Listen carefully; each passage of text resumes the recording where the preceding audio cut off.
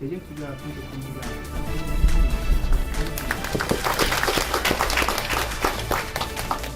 KT스텝에 대해서는 제가 오늘 아직 한 번도 이런 주제에 대해서 발표해 본 적이 없습니다. 그래서 오늘 처음 이제 발표를 하는 거고요. 그래서 오늘 이 자리를 통해서 제가 의견 수렴을 해서 과연 진정으로 이제 우리가 얘기하는 21세기 뭐 2만 불 그 GMP 2만 불 트랩에서 넘어설 수 있는 그런 융합 연구를 한번 해볼까 하는 그런 포부로 저 발표를 하겠습니다. 크게 두 가지 측면에서 얘기를 하겠는데, 첫째 측면에는 그 뭐랄까 그 성장 동력, 그러니까 그 측면에서 우리가 얘기를 하는 거고요. 두 번째는 이 사회적인 그런 그 메가 트렌드에서 제가 그 융합 연구의 필요성을 말씀을 드릴 겁니다. 그 2014년 금년도 7월 달에 카이스트 장세진 교수가 삼성의 전성시대는 가고 있다라고 이렇게 발표를 한 바가 있습니다. 근데 뭐 이건 그 같은 달에 그 금년도 2분기 영업이익이 전년 동기 대비 약 24%, 25% 정도가 감소를 하고 있죠. 근데 이게 보면 이 삼성전자의 전체 매출액의 70% 차지하는 게 스마트폰입니다. 근데 스마트폰이 중국의 그 업체 샤오미하고 화웨이죠. 샤오미가 지금 스마트폰의 1위 업체가 돼 있죠. 근데 샤오미를 제가 잠깐 들여다보니까 거기도 전략이 참 독특하더라고요. 뭐 스티브 잡스가 그 청바지 입고 나왔듯이 그 청바지 입고 나와서 그 CEO가 설명을 하고 딱 그 뭐랄까 그 모델 출시 대수를 딱 한정되게 팔아요. 예를 들면 요 모델은 뭐 100만 대면 팔겠다. 그래갖고 100만 대 딱 팔면 딱 끊어버리는 아주 특이한 전략을 쓰고 있더라고요. 그래서 사실은 이 삼성전자가 이 스마트폰 사업이 부진이 되기 때문에 이게 문제가 되지 않느냐 이런 얘기를 하고 있는 거고요. 이게 보시면 이 한국 경제의 재도약을 보면 1953년도부터 2012년까지 GDP가 780배 증가했습니다. 뭐 이건 누구나 세계가 다 공인하는 한강의 기적이잖아요. 그죠? 근데 보면 그 97년도에 IMF 구제 금융, 그다음에 2008년도에 글로벌 금융위기를 우리가 맞았죠. 근데 여기에 보면은 항상 그 2만 불, 그 GMP 2만 불 시대에 지금 머무르고 있는 거예요. 이게. 그래서 보면 그동안의 이 과학기술의 역할은 그 선진기술 모방과 개량을 통해서 우리 기술 토착화라고 했는데 사실은 선진기술 모방으로 이루어진 하나의 그런 거로 보고 있지 않습니까? 그래서 보면 이 새로운 패러다임의 이 성장 전략의 창조 경제가 돼야 되겠다라는 돼야 되겠고, 그래서 앞으로는 뭐 이 창조 경제는 뭐 여러 번 뭐 말씀하신 바와 같이 이 출연연이 가지고 있는 핵심 기술을 이용한 융합 연구가 그 밑바탕에 돼야 되는 게 아니냐. 근데 사실 출연연의 역할이 다 끝났다고들 얘기들 하고 있고요. 그래서 출연연이 과연 국민이 사랑할 수 있는 출연연이 돼야 되는데 최근에는 참 그런 역할을 하지 못하고 있는 게 사실 현실이라고 볼 수가 있어요. 그래서 이런 걸 어떻게 하면 잘 끌어낼 수가 있느냐 하는 게 제가 갖고 있는 가장 숙제가 되겠고요. 그 다음에 사회적으로 이제 보게 되면, 예를 들면 사회의 메가 트렌드는 고령화하고 에너지 환경 도시화입니다. 이건 뭐 우리가 막을 수 없는 하나의 트렌드 아닙니까? 근데 보면 이 도시화 예를 들면 특히나 우리나라 같은 경우는 더 급속히 진행이 되고 있고요. 뭐 고령화, 뭐 우리가 뭐 몇 년 후에 가면 초고령화 사회가 된다고 하잖아요. 근데 사실 우리나라 국민들이 초고령화 가지만 10년 동안은 병상에서 누워 있어야 되는 그런 현실에 지금 직면하고 있어요. 근데 이런 것들을 우리 출연연, 기업은 하지 못합니다. 그죠? 기업은 수익을 창출해야 되기 때문에 기업은 하지 못하지만 국가가 출연하는 연구소는 이런 역할을 해야 된다고 보는 거죠. 그래서 보면 이게 이제 하나의 큰 X축 보게 되면 과학기술의 흐름을 볼 수가 있는데, 이 농업 시대는 굉장히 길게 가고 있고요. 산업화 시대는 한 250년, 정보통신은 50년이 또한 진행이 되어 왔죠. 근데 보면 나노 바이오, 사실은 이게 나노하고 바이오가 융합되어 있는 게 융합의 시초라고 볼 수가 있어요. 근데 이런 기술의 주기가 굉장히 짧아지고 있습니다. 그런데 우리가 이 융합이라고 한 얘기는 이미 제가 알기로는 출연연에서 제가 과감하게 그 학제를 다 없애버리고 미래융합연구본부장을 한 게 4년 전의 일입니다.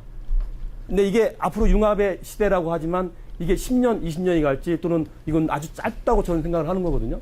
근데 이런 융합의 시대가 뭐 엘빈 토플러가 얘기를 했죠. 우리는 거대한 융합의 바다에 떠 있다. 특히나 한국의 미래는 융합 기술에 달려 있다라고 얘기를 합니다. 이런 현상이고요. 그래서 그 이제 융합연구의 현황을 보게 되면 제가 그 모두에서 말씀드렸지만 제1차 국가융합기술 발전 기본 계획이 2008년도에 수립이 됐습니다. 이건 당시에 지경부하고 교과부가 주도로 이루어져 있습니다. 보면 신성장 동력 창출하고 이 글로벌 경쟁력 제고를 위해서 5년간 약 8조 8천억을 투자를 했습니다. 그래서 선진국 대비 이런 그 융합 기술이 기술을 그때 11개 분야를 선정을 한 것 같아요. 그래서 그 50%, 80%대를 이와 같은 돈을 투자해서 약 70% 내지 90%로 선진국 대비 기술을 끌어올렸습니다. 올렸고 제조업을 보게 되면 제조업 수출액 중 첨단 기술 제품 비중이 지금 7위에서 6위로 한 단계 뛰어오르는 그런 그 결과를 가져왔죠. 그런데 여기에서는 전부가 다 말씀드렸지만 그 성장 동력, 그러니까 그 경제 성장 동력만 치중을 한 거고요. 사회 문제 해결이라든지 이런 기초 원천 기술 실용화 연계 또는 부처 간의 협업 이런 것이 굉장히 저조한 실정이죠. 사실 키스트가 종합연구소로서 다학제 연구 조직임에도 불구하고 사실 융합연구는 거의 이루어지지 않고 있었어요, 과거에. 그래서 제가 4년 전에 그 융합연구 본부장이 되면서 새로운 패러다임의 그런 융합연구를 만들어 보려고 인프라, 제도, 여러 가지 돈도 투자해 가면서 했는데 이제 서서히 이제 그렇게 이제 흘러가고 있는 게 상황이 되어 있거든요. 그래서 이런 이제 계획이 세워져 있었고요. 그 다음에 이제 12년도에 그 1차, 이건 산업부에서 이제 주로 이루어져 가지고 1차 산업융합 발전 기본 계획이 수립이 됐죠. 근데 그 융합연구를 그 수준 관점에서 보면 멀티 디시플리너리, 인터 디시플리너리, 트랜스 디시플리너리 세 가지로 구분할 수가 있어요. 보게 되면 이 멀티 쪽은 주로 이제 이 융합을 얘기하는 사람들은 MIT라고 얘기를 해요. MIT. 근데 이 멀티 쪽에 보면 각 분야의 학문은 그대로 가지고 갑니다. 일종의 협동 연구가잖아요. 두 번째 이 인터 디시플리너리는 학문 간의 그 경계가 조금은 무너지는 거죠. 조금은 무너져서 약간 융합이 진행되는 거. 그 다음에 이제 세 번째 그 초학제적인 트랜스 디시플리너인데 여기는 완전히 새 분야가 내분야됐던 완전히 그냥 융합이 되는 그래서 새로운 그런 융합 연구 주제가 나오는 뭐 그런 게 기반이 될 수 있겠어요. 그래서 아까도 말씀드렸지만 현재 우리나라의 수준은 융합 연구는 인터 디시플리너리의 초기에 와 있다고 보면 제가 과언이 아닐 것 같아요. 제 생각에는 저희가 앞으로 국가과학기술 연구위에서 과연 트랜스 이쪽까지 다 가려고 노력을 하겠지만 그건 시간이 많이 걸릴 걸로 보고 있어요. 그래서 이걸 앞으로 어떻게 가져갈 거냐 하는 건 가장 큰 관점이 되겠고요. 그래서 오늘 여기에서 오신 분들이 많은 지혜가 저한테는 필요합니다. 많은 걸 주시면 제가 수용할 수 있는 건 수용하고 시행을 할 계획으로 되어 있고요. 그래서 근데 이런 걸 하기 위해서는 제가 가장 중요한 것은 융합 문화 확산이에요. 이 문화 확산, 필요성 이런 것들을 절실히 느껴야 되는데 제가 이제 그 출연연을 이렇게 방문하다 보면 대개들 이런 얘기를 하죠. 우리 조용히 연구 잘하고 있는데 왜 또 건드려? 이런 식이죠. 왜 건드려? 내버려 두고 연구비만 되죠. 이런 거거든요. 근데 정부에서는 국가에서는 이런 식의 그 R&D 투자는 더 이상 하지 않겠다는 거잖아요. 그죠? 물론 출연연이 갖고 있는 또 대학 교수가 갖고 있는 그런 기관 고유의 미션은 연구를 해야죠. 그런 건 다 지금 그 주요 사업으로 나가 있는 걸로 하시면 될 것 같고요. 제가 얘기하는 융합 연구는 극히 아마 출연연 R&D의 약 한 10%에서 15%를 가지고 할 겁니다. 그래서 이 융합 연구 문화를 확산하는 그런 쪽으로 갈 것 같고요. 뭐 이제 세계적으로 이제 우리가 그 벤치마킹 한 게 특히나 이제 독일 프라운호퍼 연구소입니다. 여기 보게 되면 이 독일 뭐 기술 경쟁력의 원천이 이제 프라운호퍼라고 얘기를 하는데 여기 보면 67개의 그 연구 조직이 있고요. 7개의 연구 그룹이 있습니다. 근데 이 연구 그룹들은 약 1년의 예산을 그 12년도 기준으로 약 19억 유로를 쓰고 있는데요. 여기는 어느 연구 주제가 정해지면 그 주제를 향해서 모든 사람이 어플라이 합니다. 그래서 선정이 되면 어느 특정한 지역에 모여서 연구를 하고요. 임무가 다 끝나면 끝난 사람들은 또 다시 다른 연구를 찾아 또 떠나죠. 그러니까 이게 보면 그 연구 조직이 굉장히 유연하게 돼 있어요. 그래서 여기 보면 그 전반적으로 그 융합 연구 환경이 조성이 돼 있고 또 그 자율성이 그 보장이 돼 있다는 그런 얘기를 말씀을 드리고 싶고요. 그래서 우리가 이제 이 프라운호퍼 연구소를 많이 지금 벤치마킹을 했고요. 미국 MIT 그 미디어 랩입니다. 다음으로 여기는 이제 그 뭐 IT 분야의 창의 캠프인데 이 뭐 네그르 폰테가 이걸 설립을 했죠. 그래서 네그르 폰테가 설립했는데 88년도에 이 설립된 대표적인 융합 연구소예요. 근데 이게 그 여기는 타 연구 그룹과 주 3번 내지 4회 아이디어를 공유하는 미팅을 갖습니다. 사실 MIT를 방문하신 분들은 전부 여기를 가봤을 거예요. 그냥 덩그렇게 스페이스만 나와 있고요. 그래서 어떤 연구 그룹이 신청을 하면 심사를 해서 그 모든 연구자가 다 같이 모여서 연구하는 그런 그 환경이 되겠죠. 그래서 보면 인문예술과 과학기술 간 융합 촉진이라든지 뭐 연구 분야의 다양화, 그다음에 예산 확보가 뭐 기부된 그 연구비로 좀 진행이 된 걸로 알고 있고요. 그래서 이 창의적 아이디어의 R&D 구현을 하고 있는 게 MIT의 미디어 랩이라고 볼 수가 있습니다. 또 한 가지는 이제 미국의 그 스탠포드 클라크 센터인데요. 여기는 그 BT 분야의 그 연구하는 기관인데 여기는 이제 예산이 400만 달러로 아주 작아요. 작지만 이 짧은 연구기관에 대한 그런 뭐랄까 압박도 있고 그 연구자들 간의 활발한 토론 뭐 이런 걸로 통해서 뇌 연구를 떠나서 그 의용과까지 같이 가르는 그런 아주 연구를 하고 있고요. 여기를 이제 그 벤치마킹에서 그 키스트가 뇌과학연구소를 만들었죠. 그래서 뇌과학연구소를 만들어서 사실 치매 연구를 이제 하게 됐는데요. 거기 보면 치매 연구는 절대 그 바이오만 하는 사람이 하면 안 됩니다. 예를 들면 그 바이오 분야만 하고 있는 사람이 치매 연구를 하게 되면 그 우리가 제일 무서워하는 그 척수에서 그 골수를 뽑아가지고 그 치매 정도를 아는 게 일반적인 거고요. 또는 뭐 MRI를 통해서 뭐 뇌의 그 형태를 또 보고 그 치매 정도를 알잖아요. 또는 한 가지는 뭐 이제 뭐 인지 해가지고 뭐 숫자라든지 이런 걸 통해서 당신은 치매요, 치매 아니 이렇게 본단 말이에요.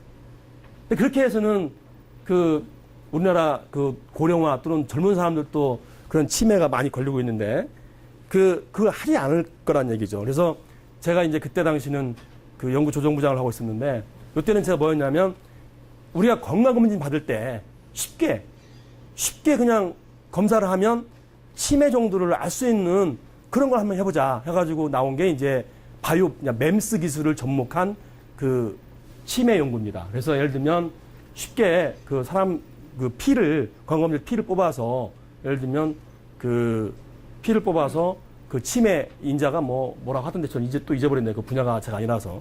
그래서 그 피를 뽑아서 치매 정도를 판단하는 그건 바이오 플러스 미케니컬 MEMS 쪽에서 이 결합된 그 융합 연구의 한 형태가 되겠죠. 그래서 3년 후에 과연 이제 그 될까 하는 의구심이 있지만 그래도 제가 얘기하는 건 뭐냐면 출연연이기 때문에 정부에서 투자하는 출연연이기 때문에 실패를 무릅쓰더라도 한번 해봐야 된다. 그래서 실패가 어디에 문제가 있는지를 봐야 되는 거 아니겠어요?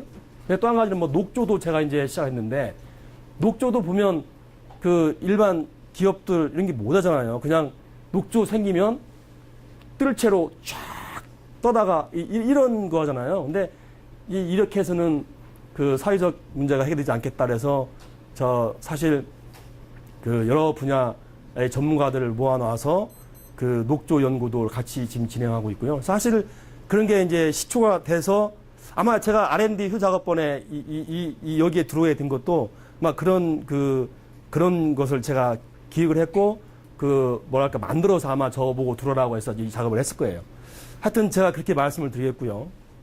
근데 융합 연구의 이제 저의 요소입니다. 이건 뭐 제가 그 모두에서 설명드린 것과 같이 실질적인 그 연구자들하고 인터뷰하고 설문조사를 통해서 나오는 것들이에요. 보면 주제 발굴이 어렵다는 거죠. 왜냐하면 타 분야 연구자와의 교류기가 부족하다. 왜냐하면 정보도 부재하고 또는 다양한 분야의 그 정보 공간이 좀 없다. 라는 얘기죠. 그래서 저희가 사실 제가 키스트가 자꾸 이렇게 도마 위에 올라오는데 키스트가 다학제 출연연.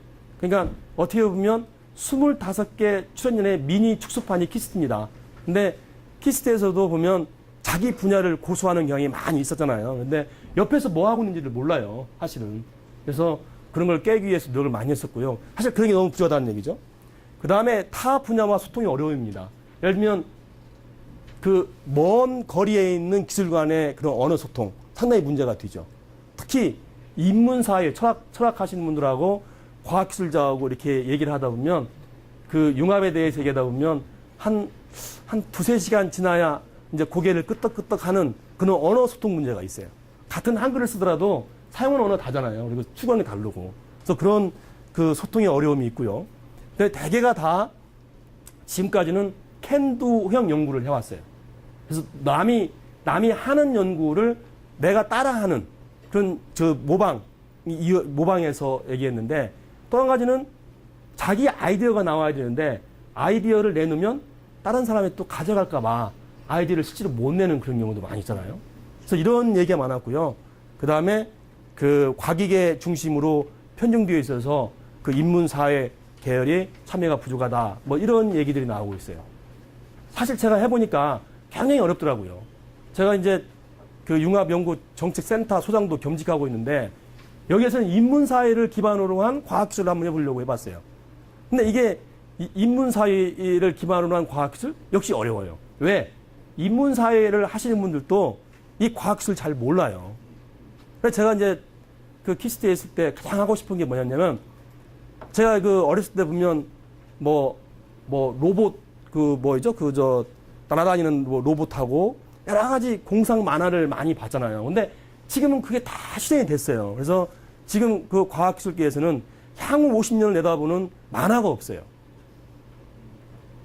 그러니까 우리 어린 학생들이 먼 상상의 나래를 펼 수 있는 그런 게 없어요. 그래서 그런 걸 한번 해보려고 했는데 또 돈이 또 엄청나게 많이 달라고 그러더라고요. 그래서 돈 때문에 또 하질 못했는데 사실은 그런 게 굉장히 중요하다고 그런 거거든요.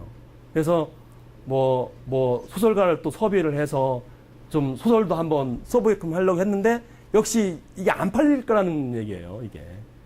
이 과학기술계가 이게 상당히 좀 어떻게 보면 여기는 이제 인문사회를 기반으로 하신 분이 많이 있지만 사실 과학기술계는 나만의 영역을 고집하는 경향이 많아요. 그 다음에 대개 박사님들이라서 한 분야를 오랫동안 하신 분이라서 내 분야가 허물어지면 내가 없어지는 건 양 생각을 합니다. 그래서 그런 게 상당히 좀 중요하다고 보는데 어렵죠, 그게. 그 다음에 이제 보면 이 타 분야 연구자에 대한 정보 부족입니다. 그래서 예를 들면 특정 분야에 대한 기술을 보유한 그런 사람을 검색이 어려워요. 그래서 제가 예를 들면 융합연구라는 것을 그때 당시 교과부에 처음 연구비를 딸 때 제가 기반형 연구 사업을 처음 했는데 그때 어떻게 제가 연구자를 뽑았냐면 대개 지금까지는 세부 기술 1, 2, 3, 4 하면 내 주위에 있는 사람, 내가 아는 사람들을 뽑아서 썼어요. 근데 제가 그 사업을 할 때는 밑에 있는 책임 연구원 보고 자, 나는 관여하지 않을 테니까 당신이 서치를 해서 가장 각 분야에서 잘하는 사람을 뽑아오쇼. 그러면 내가 그 분야 사람들을 데리고 내가 어플라이를 하겠어 해가지고 뽑아줬는데 사실 그 사업이 성공을 했어요. 근데 그렇게 해야 될 것 같고요. 그 다음에 연구자 확보가 어렵습니다. 요즘에 이제 막 비정규직해서 포스닥까지도 비정규직에 지금 포함되어 있잖아요. 제가 아마 출연연 다니다 보면 전부 이유가 아우성이에요. 어떻게 포스닥이 비정규직이냐 빼달라 그런 얘기고요. 그 다음에 타기관 연구자 참여 한계입니다. 이것도 역시 그 가장 정부에서 생각하는 이게 문제죠. 연구소 간에 벽이 허물어져야 되는데 이게 안 돼 있다 하는 얘기고요. 지금 뭐 시간이 뭐 거의 이거 안 넘어가네요. 그래서 뭐 또는 뭐 수행상 어려움은 타 분야에 대한 낮은 이해도, 그 다음에 연구 기반 문제로 흩어져서 연구 수행한다. 사실 이게요, 흩어져서 연구 수행한다는 게 그냥 융합 연구가 협동 연구입니다. 예를 들면 아무리 그 노력을 해도 하기 어려운 상황이 되어 있고요. 그 다음에 이 동적인 연구 목표성이 어렵다. 왜냐하면 대개가 뭐 지금까지 보면 그 연구 목표를 설정을 자유롭게 해야 되는데 사실 그게 어렵게 돼 있어요. 그런 것이 되어 있고요. 그 다음에 또 한 가지 중요성은 연구 성과 배분입니다. 융합연구를 했을 때 이 성과가 어떻게 배분이 될 거냐 하는 것도 가장 의구심을 가지고 있고요. 그 다음에 그 정량적인 연구 평가 방법, 이것도 상당히 지금 문제가 되고 있는 상황입니다. 그래서 이제 제가 이제 결론을 지금 말씀을 드릴까 해요. 그래서 이런 것들을 토대로 해서 과연 그 국가과학기술연구위에서는 어떻게 융합연구를 끌어갈 거냐 하는 얘기를 제가 드려보면, 개방형 연구 환경 조성입니다. 가장 큰 건 여기에 지금 초점을 두고 있고요. 그래서 보면 연구자 정보 및 아이디어를 공유를 활성화하는 그런 데 주안점을 둘 거고요. 두 번째, 문제 해결 중심으로 분야 간 장벽 파괴를 하는데 주안점을 둘 거예요.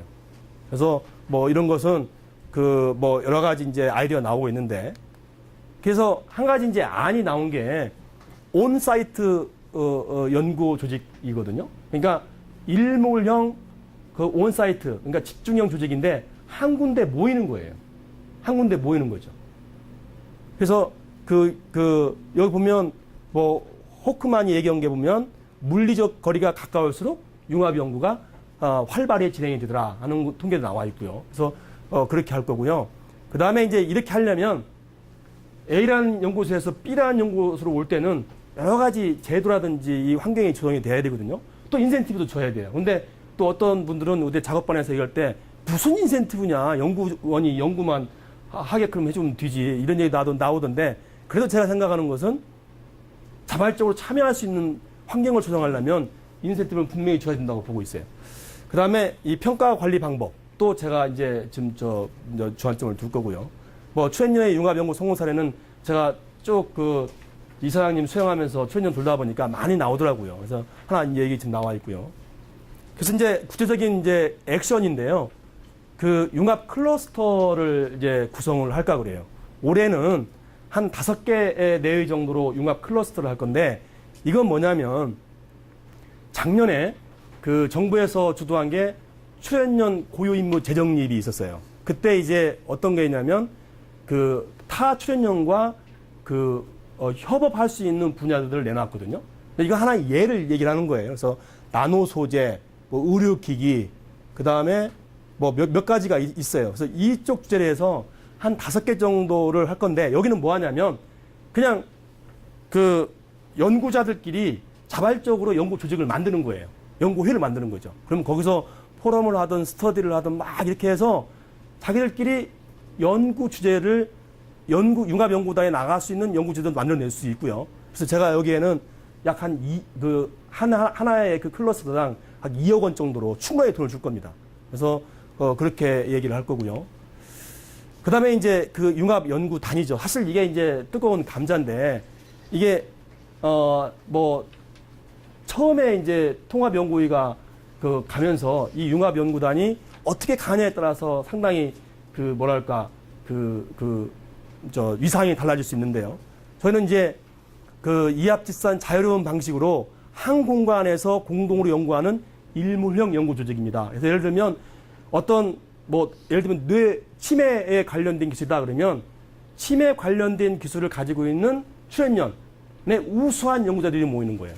그냥 구색 맞추기식으로 모이는 게 아니고요. 우수한 연구자가 모여서 연구를 하는 거죠. 근데 여기에는 두 가지 방식이 있습니다. 여기 얘기 안 했는데, 하나는 선도형 융합연구단이 있고요. 하나는 그 신성장동력형 연구단이 있습니다. 그래서 선도형은 3+3으로 갈 겁니다. 6년을 갈 거고요. 그 다음에 그 신성장동력형은 3년으로 갈 거예요. 이게 3년형으로 가는 것은 이미 기술이, 단위 기술이 개발되어진 것들만 가지고 가는 거예요. 그래서 이렇게 갈 거고요. 여기에서 이제 문제점이 뭐냐면, 지금까지 비판이 뭐였냐면, 연구자, 그러니까 연구원이나 교수가 낸 아이디어를 가지고 연구를 했어요. 그러니까 신성장력 3년짜리 제가 말씀을 드리는 거예요. 어차피 선도형은 이제 기초 원칙까지 해야 되는 거기 때문에 그건 뭐 연구자가 아이디어를 내야 되겠지만, 저는 여기에서 이 3년형 신성장동력형은 어떻게 하면 기업체의 니드를 받아들일 수 있을까 하는 걸 제가 고민을 할 겁니다. 그래서 기업이 필요로 하는 연구, 연구원이 필요로 하는 연구가 아니라 기업이 필요로 하는 연구를 좀 수행할 수 있도록 얘기할 거고요. 그래서 이제 요건 제가 이제 연구단 추진 체계를 얘기하는데, 이 융합연구본부에서 이제 제가 총괄을 하게 되는 거고요. 그래서 활성화 제도 마련은 지금 마련을 하고 있습니다. 인센티브 제공, 기관 차원, 연구자 차원원 또는 사업 관리 개선 방식 이런 걸 통해서 그 참여하는 연구원이 자발적으로 참여할 수 있는 그런 제도를 만들어 보려고 하고요. 그래서 이제 이게 가장 큰 문제인데요. 그 한 개 연구단이 한 100억 정도 규모입니다. 100억 정도 규모고요. 이건 17년까지 이 20개 정도가 지금 될 거로 되고 있는데, 저는 한 25개 정도를 끌고 가려고 그래요. 그래서 제가 이제 능력이 닿는 한 제가 미래부, 기재부를 뛰어다니면서 이쪽 예산을 좀 많이 확보를 하려고 합니다. 그래서 약 한 2,500억 정도를 투자를 할 거거든요. 예를 들면 그 25개 출연연이 R&D비로 쓰이는 돈이 1조 4천억입니다. 1조 4천억 중에서 이 융합연구단에서 그 앞으로 핸들링할 그 연구비 규모가 약 한 2,500억 정도 규모라면 작지 않은 금액으로 보거든요. 근데 저는 여기서 뭘 보냐면, 전체 출연연의 연구를 판을 흔들고 싶지는 않아요. 단, 그 중에서 10% 정도만 진짜 사회문제 해결형, 신성장 동력형으로 임무형의 연구를 한번 해보자. 그래서 출연연 간의 담을 낮추는, 또는 대학 교수와 산업체, 이런 분들까지도 다 아우르는 그런 개방형 연구를 하려고 하고요. 그래서 이제 그러기 위해서는 이미 돈이 많이 확보가 돼 있지만, 17년까지는 제가 610억 원 정도를 투자를, 증액을 받아야 됩니다. 그래서 황지호 박사님, 우리 본부장님도 내가 아까 말씀을 드렸고, 그래서 제가 우리 황 본부장님이 저랑 같이 이 연구단을 위해서 예산 확보를 같이 해주겠다 약속을 하셨어요. 네. 그래서 사실은 그 대한민국의 그 미래는 융합입니다. 그래서 그 출연연이 많은 기술을 가지고 있어요. 근데 이걸 어떻게 끌어내서 효율적으로 그 R&D를 수행할 수 있느냐 하는 게 제가 볼 때는 관건이라고 보고 있어요. 이미 아시는 바와 같이, 말씀드린 바와 같이 이 삼성전자, 스마트폰 굉장히 좀 불투명하잖아요. 근데 지금까지 추격형 연구와 같은 그런 거, 사실 삼성전자 그 스마트폰은 삼성전자가 만들어낸 게 아니잖아요. 결국은 스티브 잡스가 출시한 걸 가지고 결국은 그걸 그 삼성전자에서 꽃을 피운 건데, 새로운 창조적인 산물이 나와야 되는 게 아니냐. 그래서 이건 제가 볼 때는 진정한 그 융합연구의 산물이 돼야 된다라는 그런 철학을 가지고 열심히 한번 해볼 계획입니다. 네, 감사합니다. 국문학자한테 별 그러면 윤동주 시의 시인 떠오릅니다. 천문학자 별 그러면 전혀 다릅니다. 둘이 별 그러면 소통이 안 되면서 저보다 소통부터 해야 되거든요. 그걸 하기 위해서는 저희들 경험으로는 그냥 섞어놓으면 됩니다. 섞어놓고 한참 동안 자기들끼리 하다가 보면 심심해서라도 서로 얘기하기 마련이고 뭐가 되거든요. 처음부터 어떠한 기간 안에 소통해라, 뭐해라, 소통의 기회를 마련하기 위해서 뭘 하겠다. 그래서 우리 같이 무슨 뭘 해보자 그러면은 오히려 소통을 한 소통이 돼버립니다. 자연적인 소통이 일어나야 되거든요. 그 다음에 제가 이제 본부장님께서 이제 앞으로 이끌어 가시는 데 대해서 조금 제 나름대로의 그동안 같은 생각에 대해서 말씀을 드리면, 융합연구의 조직은 오케스트라하고 비슷하다고 봅니다. 오케스트라가 좋은 오케스트라가 있으려면은 단원들이 다양한 부분의 단원들이 있어야 됩니다. 근데 그 단원들이 또 지만 잘났다고 지 혼자 최고의 역량을 발휘하면은 화음이 깨집니다. 그렇다고 해서 그 단원 하나하나가 또 대충 어디 묻어가려고 나는 뭐 다른 쪽 행각에다가 대충 폼만 지으면 묻어간다면 그 오케스트라를 훌륭한 오케스트라이지 못합니다. 하나하나의 단원들은 나름대로의 깊은 자기 나름대로의 그러니까 그 실력이 있어야 되죠. 그러면서도 그걸 갖다 실력을 갖다가 그러니까 이 조화시킬 수 있는 그런 능력도 있어야 되거든요. 그래서 저는 오케스트라가 똑같다고 보거든요. 그다음에 오케스트라 뭐가 필요하냐면 오케스트라는 연습할 장소가 필요합니다. 물리적 장소가요. 그다음에 좋은 레퍼토리가 필요하거든요. 그 레퍼토리는 이제 아까 뭐 말씀 여러 탁 해놨던 그런 데서 나올 수가 있겠죠. 그다음에 무엇보다 중요한 게 지휘자입니다. 컨덕터입니다. 뭐 저 윤보 부장이 앞으로 컨덕터 노릇을 하시는데 제 경험으로는 카리스마가 좀 있어야 됩니다. 정확한 비전과 그걸 갖다가 불굴의 노력으로 끌고 가는 세계에서 유명한 지휘자 치고 좀 이상한 사람 아닌 사람 없습니다. 물론 본 부장이 그렇다는 건 아니고요. 좀 그러니까 카리스마와 어떤 뚜렷한 시그니처가 있습니다. 그걸 가져야만 그 융합 그 연구 조직이 같이 된다고 봅니다. 저는 그래서 융합 연구 조직이 오케스트라 것처럼 더 운영하면 된다 이렇게 생각을 합니다. 그래서 자기 자서전에 자기 청소년 때의 우상은 에드윈 랜드 박사라고 그랬습니다. 폴라로이드 사장인데 폴라로이드 기술을 발견한 화학자입니다. 에드윈 랜드는 사실상 어떻게 보면 당시에 그 폴라로이드 카메라 SX70 같은 거는 지금의 아이폰하고 똑같습니다. 그 사람이 아트를 굉장히 중요시했거든요. 아트를 디자인을 결합시켜서 잘 만듭니다. 뭐라 그랬냐면요. 그러니까 혁신적인 조직은 두 가지의 그러니까 그 사람이 있다고 그랬습니다. 하나는 꿈꾸는 자, 드리머하고 하나는 관리자, 매니저가 있다고 그랬습니다. 근데 매니저 역할은 다른 게 아니라 꿈꾸는 자를 보호하는 거라고 그랬습니다. 저는 사실상 융합이라는 것은 어떤 면에서 보면 좀 지르라고. 저는 그래서 저희 교수님들 보고 좀 지름신이 강림해서 막 지르라고 그러거든요. 그러면은 그 다음에 막아주는 거는 뭐 제가 하겠다. 이렇게 얘기를 하는데, 그래서 그런 입장에서, 그러니까 여기서 드리머는 상상력을 기반으로 하는 거거든요. 이 상상력이 잘못 요새 저기가 돼서 어떻게 얘기하면 자꾸 휴머니티적인, 즉 인문사회에서 뭐 소설가적인 상상력 뭐 이렇게 얘기하는데요. 저희 쪽에서 인문사회 그 친구들이 많이 옵니다. 그러니까 별별 애들이 다 있습니다. 미대, 음대, 심지어 체육하는 애들도 있고요. 그 다음에 뭐 국문과, 불문과, 뭐 이 문화인류학과, 별별과 다 많습니다. 그걸 갖다가 저희들이 이제 그 디지털 정보융합학과라는 데에서는 정책적으로 반을 뽑습니다. 거기를. 그렇게 해서 시키는데 거의 정통적으로 국문학과에서 나는 시나 소설이나 쓰고 상상력으로 뭐 이렇게 하면 100% 실패합니다. 저희들이 말해서 상상력이라는 것이 무슨 그래서 저는 그런 애들 보고는 가서 그대로 가서 시나 소설이나 쓰라고 그럽니다. 시적 상상력, 문학적 상상력은 아닙니다. 그래서 그런 부분에서 꿈꾸는 게 상상력이라는 것도 우리가 인문사회적인 받아들이는 것도 그러니까 우리가 보통 얘기하는 그러한 순수한 그 상상력은 아니라는 거가 제가 좀 말씀드리고 싶습니다. 근데 마지막으로 말씀드릴게요. 요새 저는 삼지창 시대라고 그럽니다. 창의, 창조, 창업 이렇게 돼가지고 하는데요. 창의적인 기술, 즉 융합적인 마인드나 이런 거 창의적인 기술을 만듭니다. 그러면 이제 무슨 창업을 해서 창조 경제 활성화 이렇게 되는데요. 이게 다 성공 못하는 게 창업을 해도 우리 박 단장님은 뭐 창업에서 저보다 더 잘하시고 저기 하시겠지만요. 성공을 못하는 게 많습니다.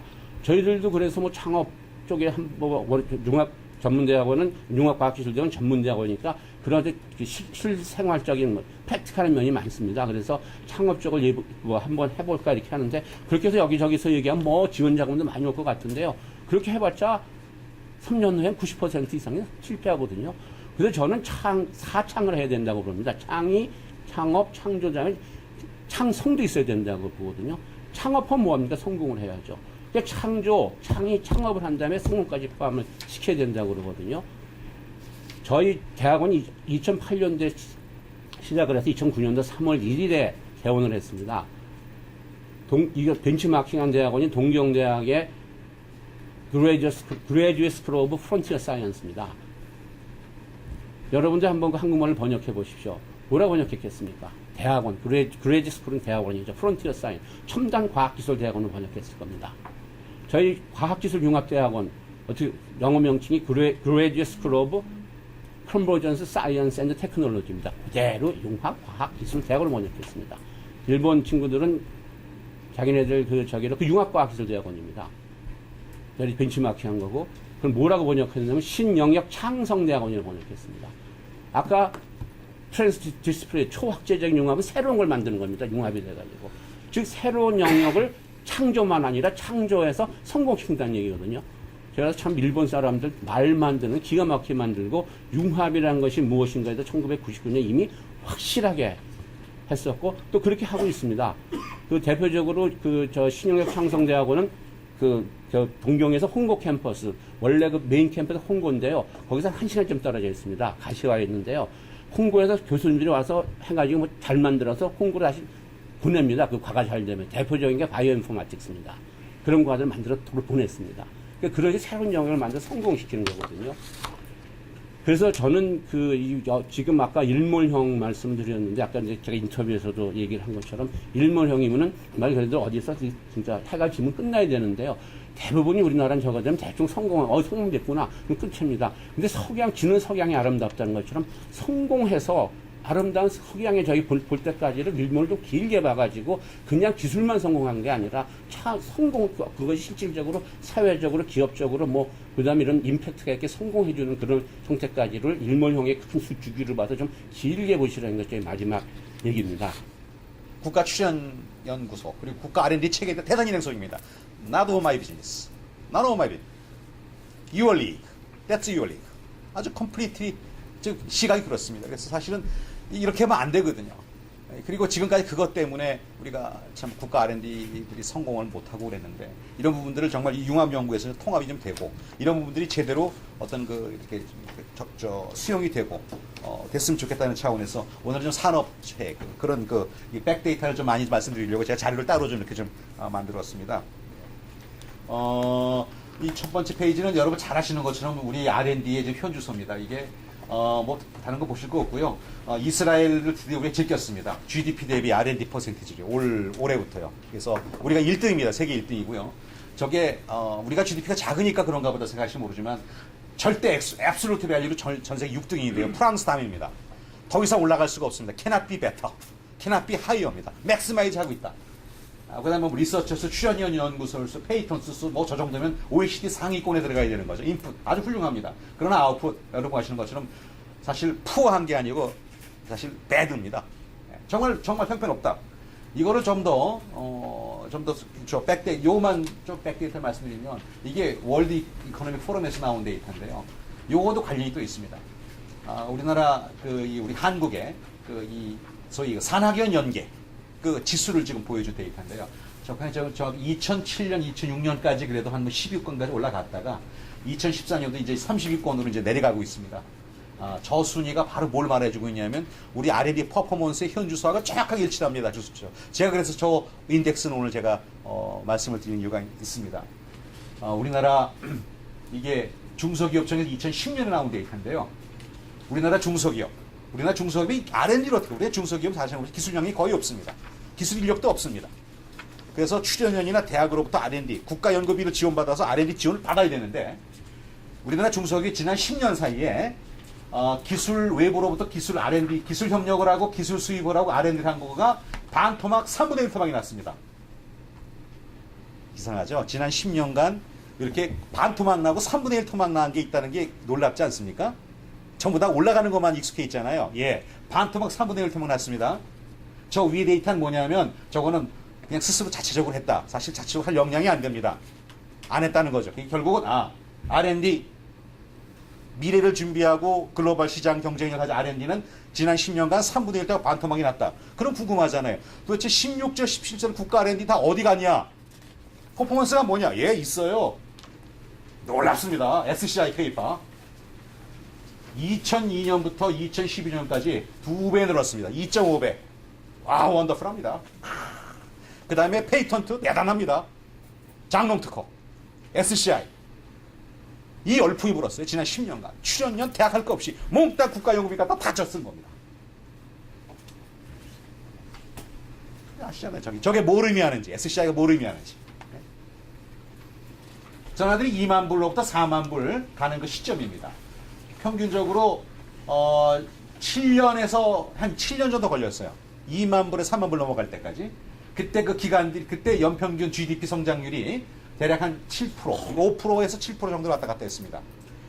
우리나라, 우리 대한민국 지금 경제, 지금 현재 최종적으로 올해 2013년께 지금 집계가 안 됐습니다만, 2007년, 2008년부터 1%대를 왔다 갔다 하고 있습니다. 실질적으로요. 그러면은 2만 불에서 3만 불 가는데 30년 걸린다고 봅니다, 지금.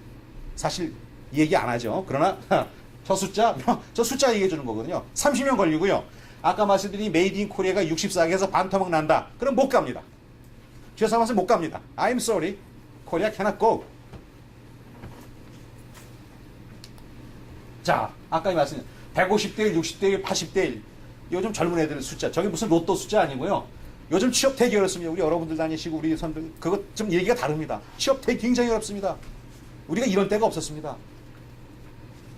잡이 없으니 경쟁력 갖고 있는 상품이 없으니 잡이 없죠. 다들 삼성, 현대만 쳐다보고 있단 말입니다. 그러나 이미 거기는 더 이상 고용을 하지 않습니다. 성장이 정체되어 있습니다. 대한민국과 마찬가지. 자, 그러면 다 세계가 다 이런가? 예. 뭐 잘하는 나라들. 제가 뭐 중에 독일 한번 보겠습니다. 이제 아까 독일의 프라운호퍼 우리 윤 본부장님 말씀하셨는데 독일은 참 굉장히 모범, 특히 뭐 실업률, 경제 성장률 대단히 훌륭한 나라인데요. 그 원동력이 뭔지 아십니까? 바로 제가 이 예를 들면 저 작센, 저 드레스덴이 얼마 전 신문에 나오고 우리 VIP 때 갔다 오신 저 작센은 드레스덴은 2020년 전에 북한과 같은 땅이었습니다. 아무것도 없었습니다. 국민소득 만불했었습니다. 20년 동안 뭐가 일어나냐? 하늘 천지개벽을 했는데 뭐 딴 게 일어난 게 아니에요. 출연연, 대학, 연구에 가서 클러스터를 만들면서 R&D가 만들어지면서 아주 다이나믹한 창업이 만들어지고 기업이 만들어졌습니다. 20년 사이에 국민소득 64,700 울산만해졌습니다. 굿 example입니다. R&D가 드라이브 해가지고 경제를 만들고 고용을 만들고 성장을 만들고 아주 굿 example입니다. SCI 하면서 이 고담 중론하는 얘기가 아닙니다. 지금 먹고 사는 문제를 얘기되는 겁니다. 아까 프라운호퍼 아주 키 역할을 했습니다. 프라운호퍼 연구소는 대기업을 고객으로 갖지 않습니다. 왜냐? 대기업이 묘소가 아니고요. 대기업은 자체 소싱을 합니다. 절대로 바깥으로 안 돌립니다. 대한민국의 현대자동차, 삼성전자 절대로 바깥에 아웃소싱 안 합니다. 우리 출연위원들이나 대학들이 뭐 해야 되냐? 우리나라 중소기업들을 글로벌 전략을 만들어줘야 됩니다. 글로벌 R&D를 푸시해줘야 됩니다. 프라운호퍼가 그렇게 해서 독일을 이렇게 만든 겁니다. 아주 좋은 모델이 있습니다. 자, 이제 우리나라 그러면 어떻게 될까요? 예. 우리나라 석사, 박사 80%가 대학교 출연연에 있습니다. 사실 기업에는요, 인력이 없습니다. 대기업 몇 개 빼놓고는 R&D의 R자, 글로벌의 글자 다른 사람이 없습니다. 대부분이 대학하고 출연연에 붙들어가 있는데요. 이분들이 다 뭐 하시냐? 아까 그거 하고 있습니다. 따라서 이 83%의 이 인력을 갖고 있는 여기서 뭔가 모티베이션이 나고 에너자이징 되지 않으면 희망이 없다. 한마디로 말하면 그겁니다.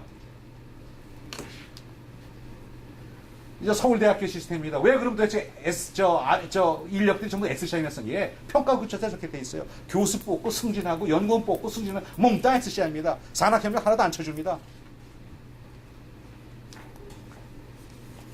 그 다음에 산학협력 그러면 우리 아주 그 산학연협력 그러면 아주 이상한 우리는 도식이 있습니다. 연구소나 대학에서 열심히 원천 기술 만들면 그러면 뭐 기업에서 그걸 사다가 기술 이전을 해서 상업화 시키 천만에 그런 로직은 절대로 존재하지 않습니다.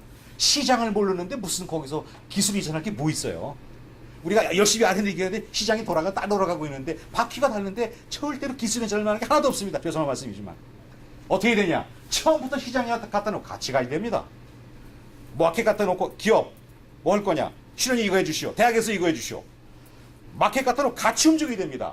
무슨 여기서 무슨 뉴턴입니까? 지금 에디슨입니까? 노벨입니까? 아니에요. 여기서 아주 난들어서 그냥 꽁짝꽁짝 해가지고 난들어서 사업하시오. 천만에 6개월 1년 단위로 바뀌는 이 시장 상황입니다.